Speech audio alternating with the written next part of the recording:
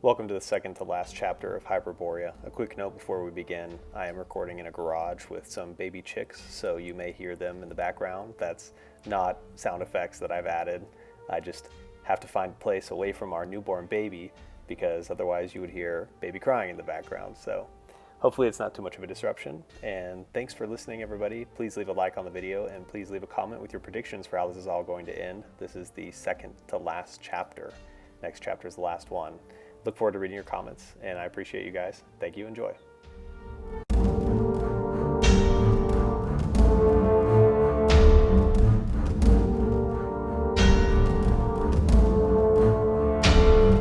Chapter 19. Sean and Caleb were in an armored Hummer with General Scarfield in the front seat. A United States Marine fired a .50 caliber machine gun on top. It was noon, and they had just arrived at the intersection of Forest Road and the 89 North. It was a hill that the road climbed, with incredible views of Red Rock and Oak Creek to the east, with tourists dining and shopping up the hill to the west. From the shopping center, Golems spilled out and down the decline with its manicured plants and rocks and engaged the military, if they were not already locked into fighting with the Shadow Army. The situation was chaotic, but the general shouted orders into his headset as they went, crawling up the highway toward the bulk of the fighting happening dead ahead, at the roundabout that split into Jordan Road.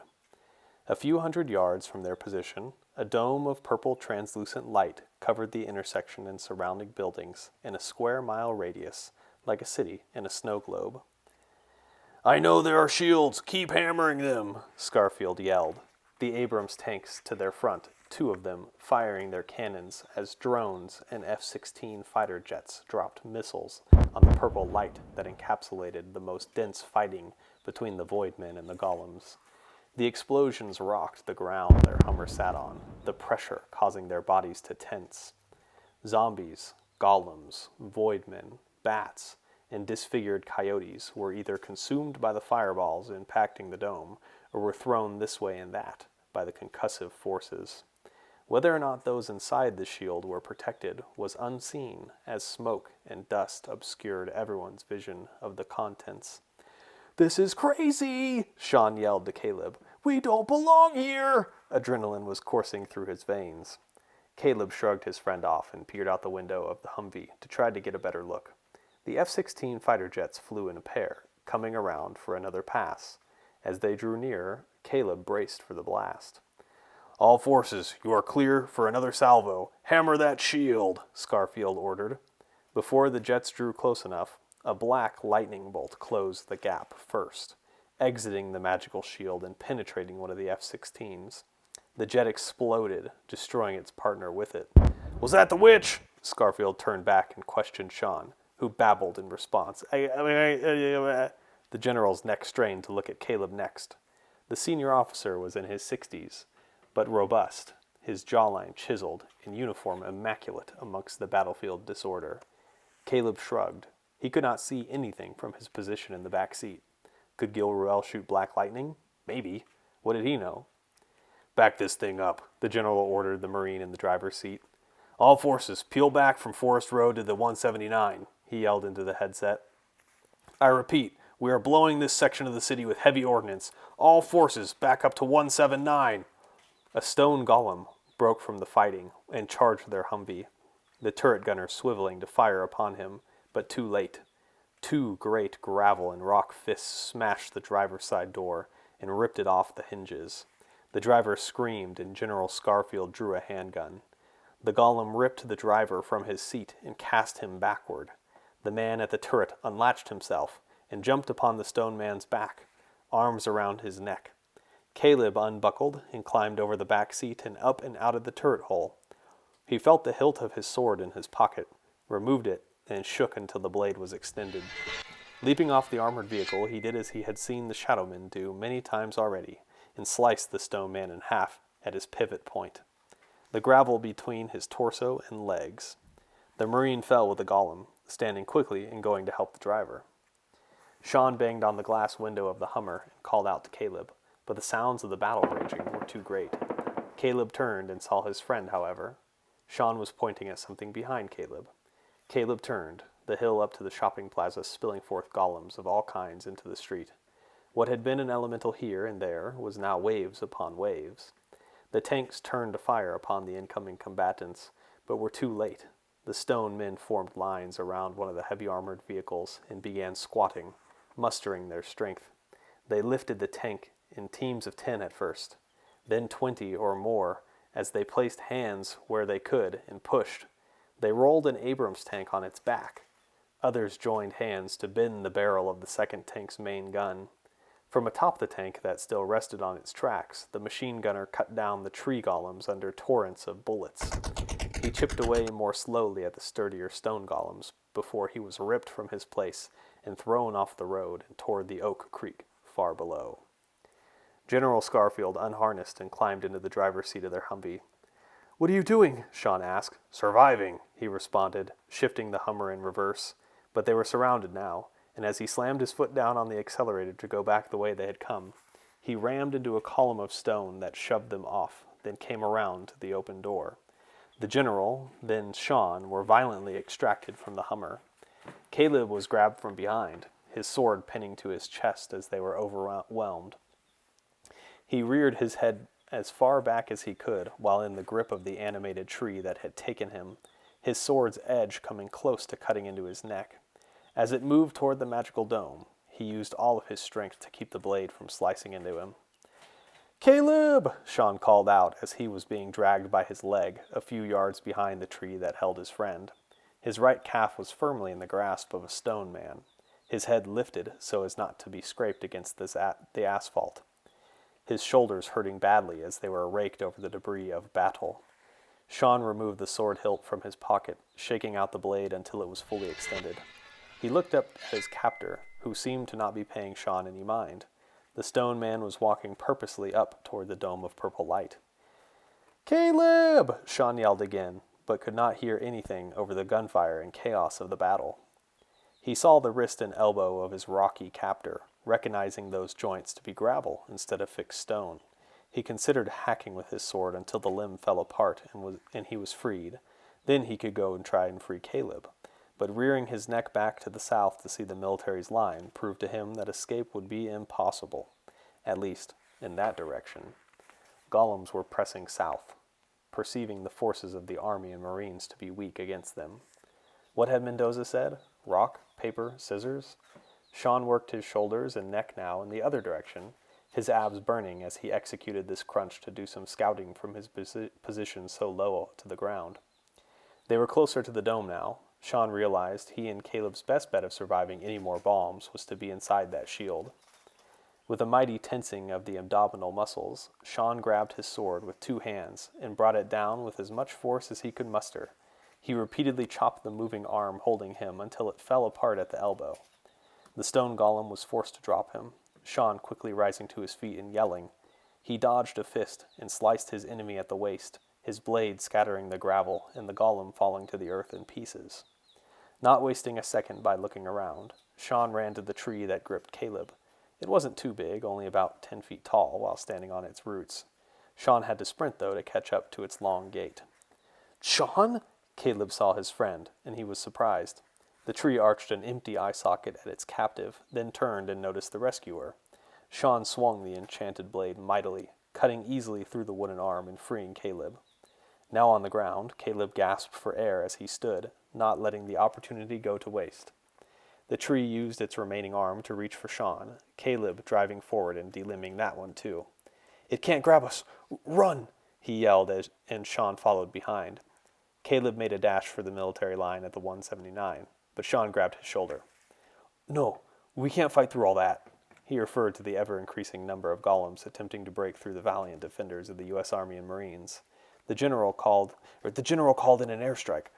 "A big one. They're going to level this side of the city." Caleb nodded. Then it was his turn to grab Sean as a pair of stone golems turned from the dead void soldiers they had just slain and ran for the 2 friends next. "Let's go into the shield and hide." Sean, noticing the golems headed their way, collapsed his sword and broke into a jog. He and Caleb were maybe 20 yards from the purple light, and the fighting on this side of it was not as intense, though they could see that the density increased the closer one got to the roundabout at Jordan and State Route 89A. "Caleb, look, we need to help him." There was a Marine sprawled out on the sidewalk in the direction the pair were jogging, though they saw that the military man's head was missing as they drew nearer. Yikes! Caleb recoiled. Then a look of scrutiny was on his face. I'm going to grab his rifle. He bent down and worked the strap over the service member's shoulder. Sean was glad that his friend was doing that instead of him. If they survived this whole thing, he was going to have nightmares. Kyle and Sylvia hid themselves in a cafe as bombs and spells exploded just outside and all around them. It was a classic American diner that charged $20 for a burger or pancakes, prices to match the views. They were not alone. Others huddled under the tables, stricken with fear. Families, couples, groups of friends. Kyle wondered how long they had been there. Some looked familiar, like he had seen them in the neighboring cages of the nightmare cavern they had inhabited. Others looked as if they had been camping under the tables for a few days. Kyle suspected that many had arrived with him at the time following when Sovos had opened their cages, and there was a mad dash for the vortex. Kyle held onto a table's edge as the building shook from bombs exploding in the near distance. The glass windows shattered, and a few people screamed. Outside, last Kyle had looked, men with black skin and no faces, wielding swords and dark steel armor, fought the stone men and live trees, as well as animal-human hybrids created by that horrible chieftain.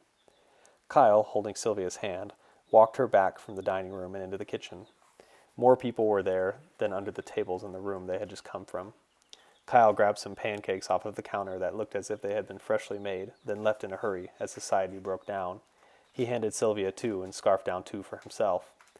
They were room temperature, and he did not care if they had spoiled or not. The pair hadn't eaten in days, nor spoken at all since leaving the caverns. They had gone through the vortex with everyone else and had found themselves in the most trendy, touristy spot of Sedona. They were also in the middle of a battle between zombies and the rest of the troops he had mentioned earlier. Kyle continued to look around, finding more pancakes, some spoiled sausage, and a bottle of syrup. He was so hungry that he took a tug from the bottle and offered it to Sylvia, who shook her head in disgust. He shrugged and took another sip, the delicious sugar running down his throat and into his stomach. Kyle and Sylvia stopped their scavenging as screams intensified from the dining room. Everyone in the kitchen shrunk back into the recesses they had tried to hide in, all except the pair, Kyle and Sylvia, who grabbed knives off of one of the counters and looked toward the dining room door. There was silence. Then it blew open, and a coyote came in. It sniffed the air, eyeing the crowd, sniffing again and shifting its gaze from person to person until it found Kyle and Sylvia. It howled, and from behind entered more coyotes. "Run!" Kyle yelled, and the pair and everyone else in the room screamed, running for any door they could find. It was more chaos to the already chaotic scene playing out across the city. Kyle led Sylvia out a door labeled for emergency exits only, and it blared an alarm as they left the diner for the streets. The door slammed shut behind them, and there was a thump, which sounded like a coyote running into it. The pair put their backs to the wall of the building as people who had been hiding inside ran out. Some successfully made it to other buildings, others being cut down intentionally or unintentionally by fighting golems and shadow men.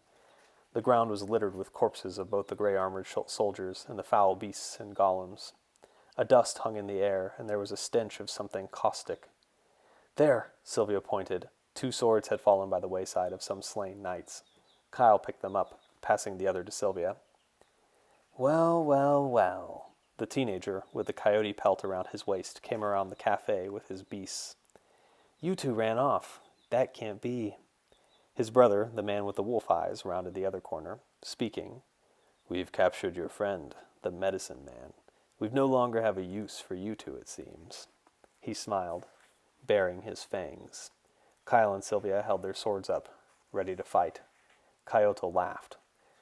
"Put those down. You don't know how to use them. Your people are soft." He pulled his furs up over his head, as did his brother, the coyote circling and growling. The 2 shifted into their mammalian forms, joining the circling pack. "Sylvia?" Kyle spoke. "Yeah, Kyle?" she answered, unpanicked, ready for the fight.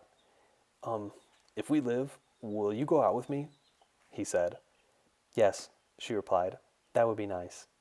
Then, with a snap, a coyote lunged forward, and Sylvia yelled and swung her blade, cutting it in 2. The rest of the pack charged, along with Coyote and his brother Kolachi.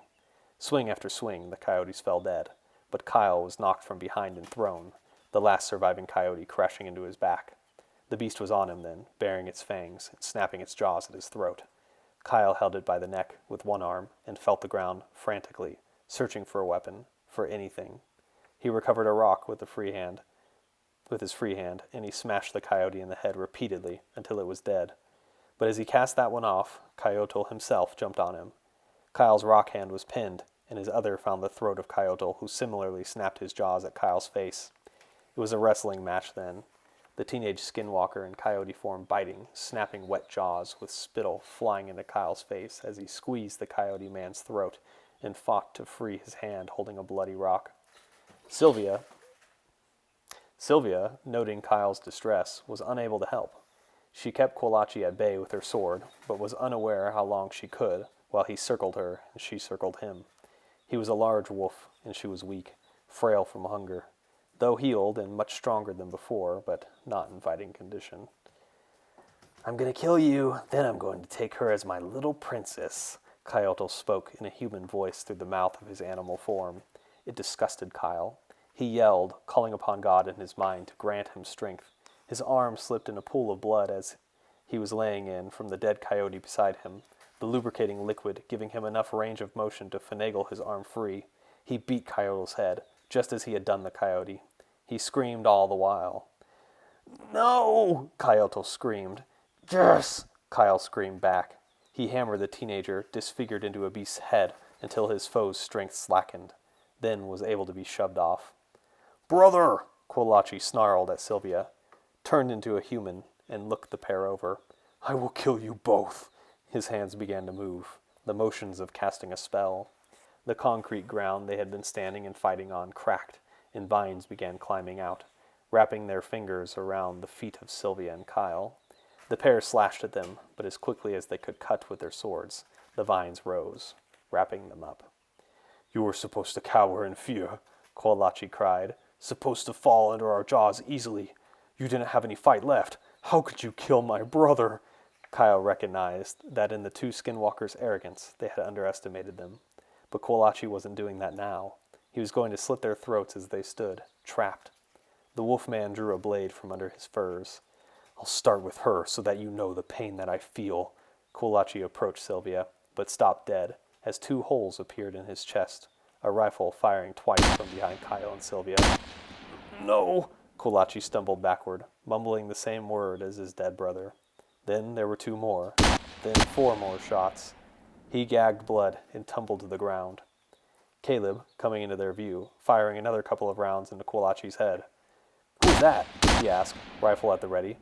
"Also, make sure you guys double tap these fools." One of the skinwalkers," Kyle said. "Now cut us free." Sean said, yeah, from behind them, and ran to his sister's side. He used her sword to carefully cut away at the vines until her arms were able to move. Then she took the sword from him and was able to free herself. All 4 friends embraced and cried, weary of the battle still raging around them. "We've got to get out of here." Kyle looked around, unsure where they should go first. "The army is retreating," Caleb said. "Wherever we go, we need to go soon, because they're going to drop a ton of bombs on this place." "There!" Sylvia pointed to a hole in the battle, where the troops on either side had all slain each other, but for pockets here and there, locked in combat. The 4 ran, Kyle and Sylvia with with swords at the ready, Caleb with an M4 assault rifle, and Sean close behind. McLan gave a war cry as he brought his club down on the head of a gray-armored soldier. He beat with a ferocity, the soldier having just been distracted by 2 human-coyote hybrids. The soldier fell, and the coyotes quickly moved on. The battle at the heart of the Purple Dome, protecting them from the bullets and bombs of the U.S. military, was intense. It was close, both in proximity and the outcome. Soldiers with black skin and featureless faces tangled with his animals. Mindless zombies were beaten and crushed by stone men, and McLan fought his way toward the witch who opposed him. She was on a roof, casting hexes and curses down into the fray, dismantling his constructs and turning the minds of his beasts. Her magic was strong, he could feel it, but not as strong as the medicine man he had bested. He yelled again, and brought the club down on the back of a soldier's helmet, the steel cap denting and falling free, exposing a bald black scalp. He brought the club down again with a crunch, and the man fell dead. Yet another dead, as he continued on the path. As he drew nearer, he saw her entourage, finely armored shadowmen with decorative ornaments on their shoulders and wings on their helmets, as well as a massive man of pale skin standing at least 2 heads taller than the shaman chief. This would not do. Miklan worked his mind and felt the pulse of the battle shift as he ordered the local constructs to focus their efforts closer to him. He needed the thick of battle to migrate to the edge where the witch had been hiding. His plotting paused for a moment as he dodged a swipe from a sword, then called roots from the earth to ensnare his assailant. He clubbed him where he stood until the only thing holding the knight up was the roots that had seized him. The combat shifted now toward the building of the witch. Once she and her guards were overwhelmed, he would strike. Meanwhile, Gilruel fired her spells, one after another, mindful not to use anything too powerful as not to exhaust herself with this rapid-fire pace. She was frustrated, even scared. Not for the result of this battle, no. Her forces had already taken the bulk of the city, and this pocket remained. Even now, reserves were coming in from a portal in the north. No, she was frustrated by the results of the search. House by house her slaves and fades had gone and found none of Sovos' lackeys, nor the wizard himself. She had bolstered her numbers, sure, but where was he? Was he lying in wait in the desert again? Had he moved on to find another artifact? No matter. His time was coming to an end here, and she had studied this region. This land was his best bet, and he likely was hiding while she seized the city. Yes, she reassured herself, all was the plan. She felt better, but the gnawing doubt clung to the recesses of her mind. One could imagine her excitement then, as she turned to fire another spell into a construct of stone. Then movement caught her eye that seemed different from the regular rhythm of the battle.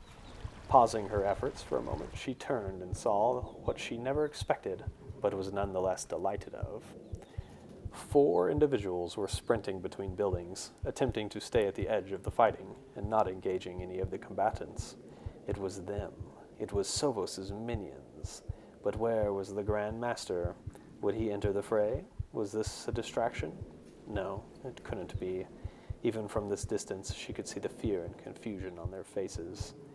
Go, she ordered her champion mentally. Go and capture them. I must read their minds and find Sovos. The champion on the ground below her finished killing the beasts that had rushed him, then turned and ran in the directions of the allies of her enemy.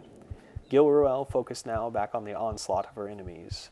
She felt for the integrity of her shield, which was sustained by her and some void mages. It was still strong enough to repel any of the explosions that the pathetic soldiers from the great city could bring to bear on her. Are you sure this shield will protect us? Maybe we should break for the military's line, Kyle huffed as he jogged. No, I saw this thing survive tanks and F-16s. We'll never make it to the line with all the fighting. We have to take a chance, Caleb responded, his friends wondering when the shy, skinny kid they had grown up with had turned into this general. I think the gift shop ahead is clear, Sylvia observed. They had been running from building to building, narrowly dodging fighting enemies not of this world. In each store, coffee shop, and restaurant they had arrived at, there had been intense fighting, even inside. But tucked between boutiques selling fine Native American merchandise was one of those cheesy t-shirt places with magnets and keychains. The storefront was only about 15 feet wide. Nice spot. Kyle couldn't make out much through the shattered glass of the store's window, but it looked vacant. Caleb arrived first. It's empty. He opened the door and turned, holding up his rifle and covering their retreat. With swords, Kyle and Sylvia filed in, Sean in the back, gripping a mace. Caleb closed the door behind them.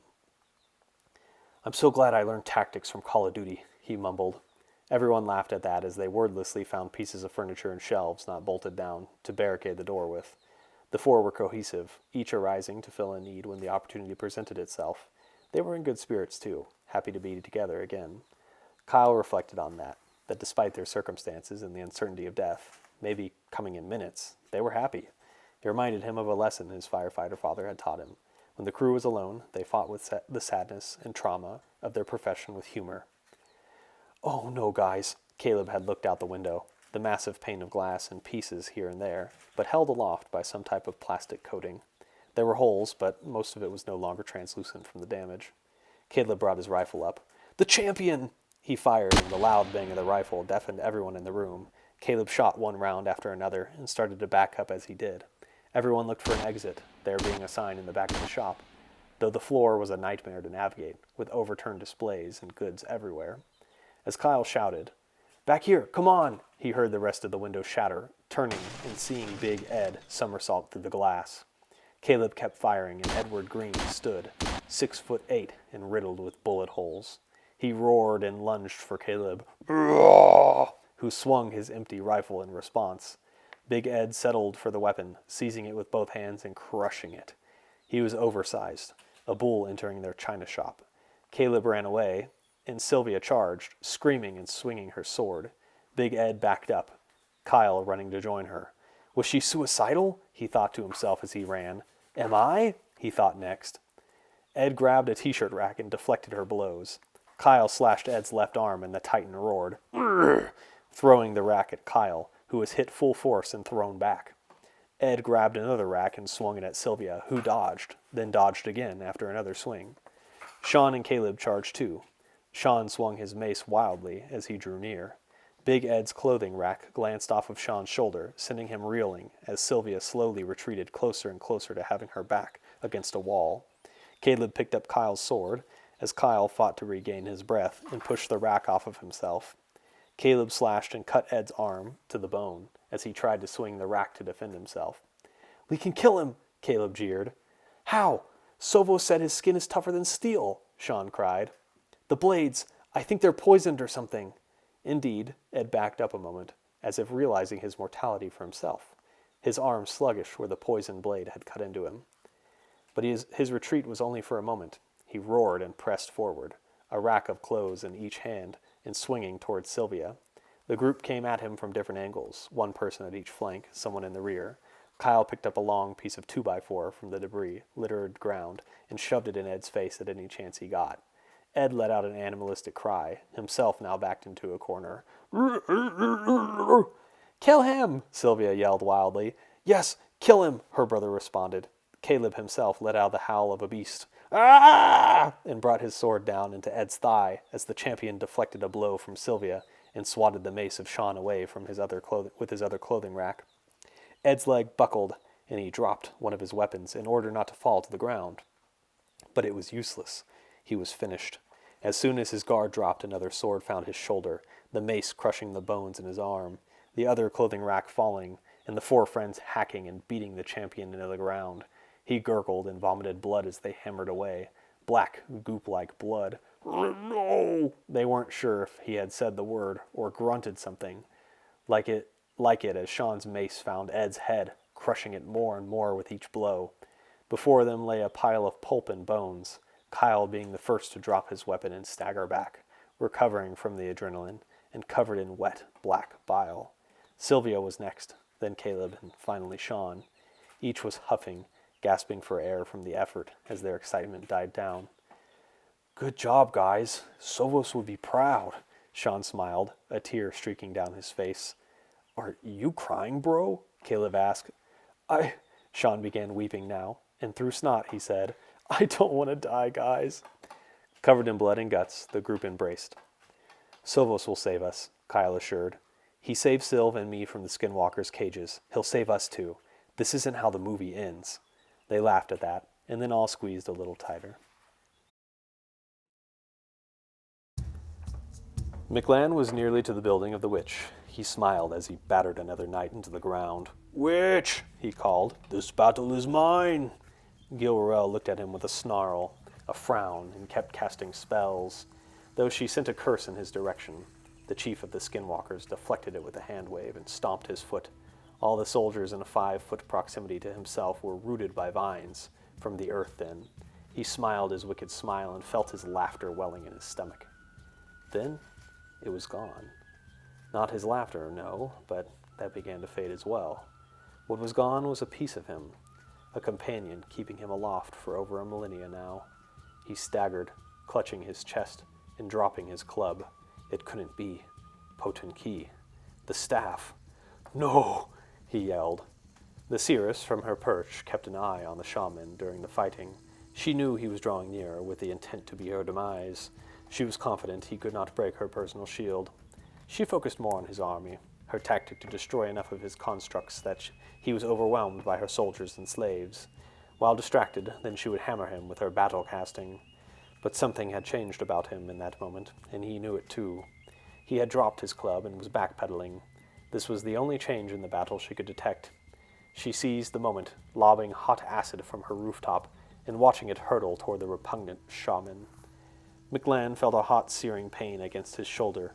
He screamed in pain as gray-green acid consumed his flesh. No! His body was dying. His vessel. His tool to conquer this world. No! He felt the sting again, run through his whole body as another ball of the biting muck slammed into his pelvis. He fell, none seeming to notice or take heed, as McLan melted into the asphalt of the street. No! He garbled again. What had gone wrong? What had he overlooked? Why had Potenki abandoned him? A final glob of acid made impact with his skull, and he fell flat on what remained of his back, silent, his last laugh never burdening the world. Gilruel smiled with pleasure, but then felt a pang of her own. Her connection with her champion severed.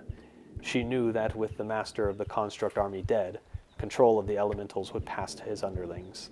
Content that this moment of transition would doom many of them, and that her fades would do irreparable damage to the enemy army with this opportunity, the seeress took the other side of the roof. She allowed herself to feel the horror of the moment. That giant of a man was dead! Dead! Eyes scanning for where her champion had run off to, she played 1,000 scenarios in her mind how that could have happened.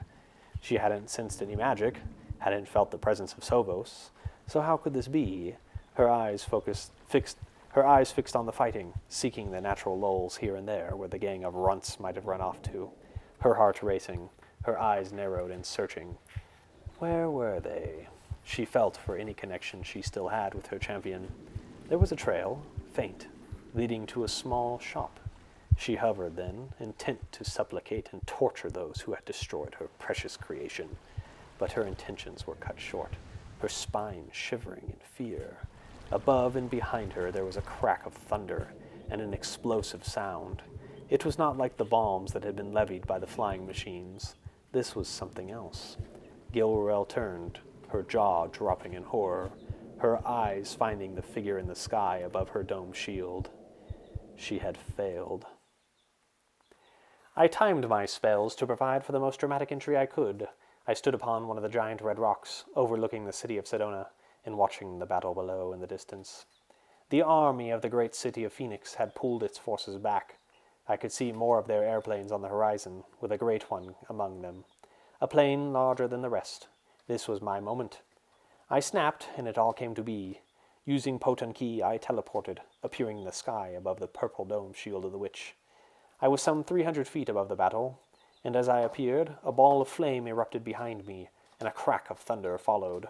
I had created the effect to appear as if I had come from hell itself, my ornate crimson robes and artifact staff beautifying me into a horrible symbol of power. I brought the staff before me, and a beam of energy appeared out of the bottom, drilling downward and exploding as it slammed into the center of the dome. Through my heightened senses, I maintained awareness of the incoming warplanes. The beam drilled into the dome, which flickered, then went out, as it could not stand against the power of Potenki in the hands of a Grand Master. I paused for a moment as the combatants halted their fight, looking up toward me. I was cackling, my laughter the only sound. How could I have contained myself? It was my moment of glory.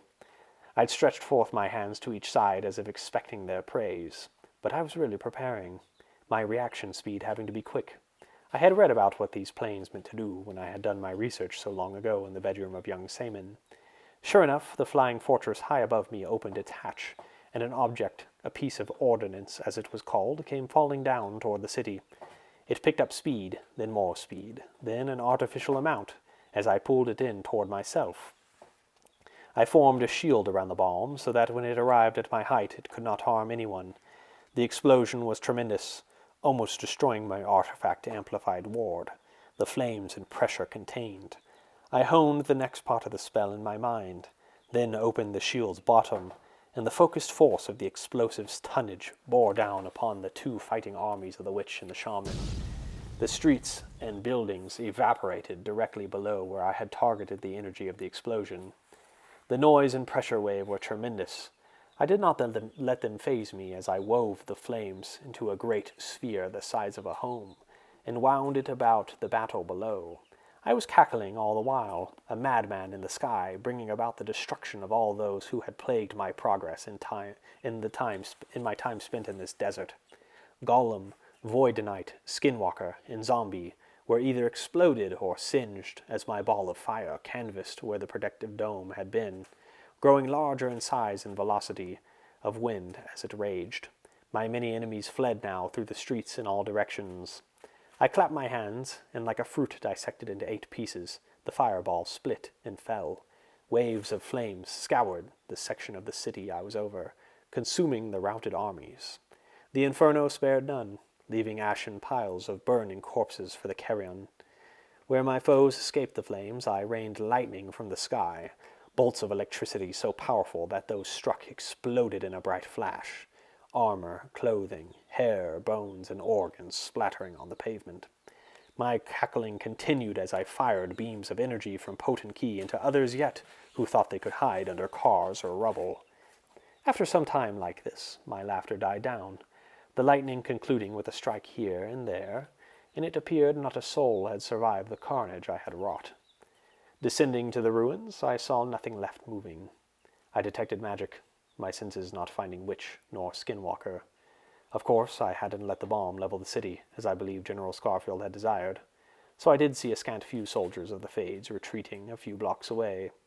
What I was not expecting, and what caused my heart to nearly jump from my chest in surprise, was the voice of young Seaman. "Sovos!" Seaman? Sure enough, my 4 companions sallied forth from the rubble and ruins of Sedona, covered in blood, which I hoped was not their own, and ashes, toting weapons of the Shadowmen. The sight of them nearly brought a tear to my eye. They had grown up so much. Though I had come down from the sky, I yet remained a couple feet above the ground by levitation. Now I landed and engaged the 4 in a hug. What took you so long? Caleb jested, unaware of the nightmare I was made to endure at the hands of that shaman. The first thing I would do after this reunion is determine how much time I had left of Rensharo. Then I would hunt that demon down and torture him to death. That laugh of his would haunt me, and I needed to hear his screams of agony to replace it. Children, I laughed with them at the joyous reunion. We have done it. We have found the artifact. My pride was, of course, in myself. I had found the artifact. I had traveled across time and space to this foreign land and achieved what likely no other of my contemporaries could. But a wise leader shares in the victory with his subordinates in order to swell them with pride and continued desire to serve. "What is it?" Sean asked. "Yeah, what does it do?" Sylvia begged the next question. I began to explain, but then an armored vehicle arrived from down the hill. "Behind me, children. No harm nor punishment shall come to you." I prepared a bevy of spells in my mind, ready for whatever challenge came. Would an assassination come about once the forces at large in this land realized I was of no more use to them? Would they seek to banish me, to imprison me, to take Potenki? The vehicle came to a halt, dust settling under its tires. A door opened and Mendoza stepped out. "Sovos, the witch is getting away." He jogged to us with a screen in hand. I was immediately intrigued and pleased with this interaction. "Point me in the right direction, and I will eradicate her." He held the screen out, showing a dot on the map descending down into a creek named for the oak tree. "Come, children, let us finish this." "You can go," the FBI man interjected. "Leave the kids with us. We'll protect them." The 4 looked between me and Mendoza, concern across their faces. While it was tempting to leave them for maximum maneuverability, this was their moment as well. They deserved to see the witch face justice. Maybe I actually enjoyed having an audience in my moments of triumph. "No, they come with me." I expected the man of authority to fight my decision, but he nodded. "Roger that. We're here with whatever resources you need." He handed the electronic map to Kyle and walked back to his vehicle, though stopping before making it a few steps. As if remembering something, he came back with a hand in his pocket. "Sean, this is from your friend." He handed Sean a piece of paper folded in half. "She wanted me to give it to you, and if I saw you before she did." Mendoza nodded and took his leave. "She?" I arched an eyebrow at Sean. "She?" Sylvia, Kyle, and Caleb echoed, pinching their friend. Sean blushed, cheeks flushed red. He opened the paper and inside read, "Sean, you're so brave. The calling card was written in cutesy script, with the name Jenna signed at the bottom. All of Sean's friends cheered. Okay, enough celebrating, children. Let us destroy the witch. I levitated us, then caused that we should be closer together, drawing each member of the party in. I channeled through Potent Key, her signature spell of teleportation activating, and taking us the mile or so from our location into the creek. We were in the air, and I floated us down toward the canopy of foliage that masked the sound of running water. We were surrounded by great cliffs of red and tan, pine trees lining the top. The sky was still overcast here. Light rain fell, a sprinkle. We descended toward the dot on the map, and as we parted the leaves of bushy, water-rich trees, I saw her, the griffin of a woman. She detected me and stopped, turning and watching us as we made our way down toward her. I mentally extended my shield to cover myself and my subordinates. We touched down silently, the only sound being the rushing of the creek and the patter of raindrops on leaves. Gilrel broke the silence. This was not personal, Grandmaster. I appreciated her professionalism, especially when contrasted against dealing with a shaman. Where is the Skinwalker chief? Does he live? No, she cawed. I killed him in a bath of acid. I smiled. She had done me a favor. Any death was too quick for that monster, but to be disintegrated in acid was a fine compromise. You must answer for your crimes, witch. Crimes? She crooned. These people, her arm motioned southwest toward Sedona, are meaningless. They are beneath us. We are Alfmen and they are mice. Make it clear that your allegations rest against our home, not our conduct here. Of course, I admitted. Besides attempted murder of me, your Grand Master, you have committed no crimes in this land according to Alfin law. Let this judgment be against your actions in the attempted destruction of our shared home, the participation in Rakostog against your king. Gilruel nodded. I will not fight you. I know it to be foolish. Even without the artifact, you would best me. So go. Do your duty. She knelt, raindrops sliding down her trash bag poncho. I approached, cautiously, not expecting deceit, but being ready should it follow. Do you have any last words? Yes. She looked upon my face. I could not stop you, but you cannot stop destiny. She smiled, her gross teeth appearing under her crooked tree-root nose. Last question, woman. I interrupted her sneer. I saw 2 fades in the city. How did you afford the second? Whose soul did you promise? Her face became neutral, her words matter-of-fact. The only other soul for which I have a say. I nodded. Thank you. Now go. Go to whatever realm your soul is destined. I summoned a blade of light energy. It floated above her, then fell across her neck, severing the head of Gilruel before disappearing back into thin air. The big head tumbled, then came to a rest, face down in the mud. I sighed in a great exhalation of air, then was on guard once more as a portal behind the headless witch opened, and the Void Lord Vizic looked out. Wordlessly, he held a hand up, and ink-black tethers propelled themselves into our world. The ropes coiled around the body and head of Gilurel and unceremoniously began dragging them into the void. I nodded to Vizic, whom, with mutual respect, nodded back.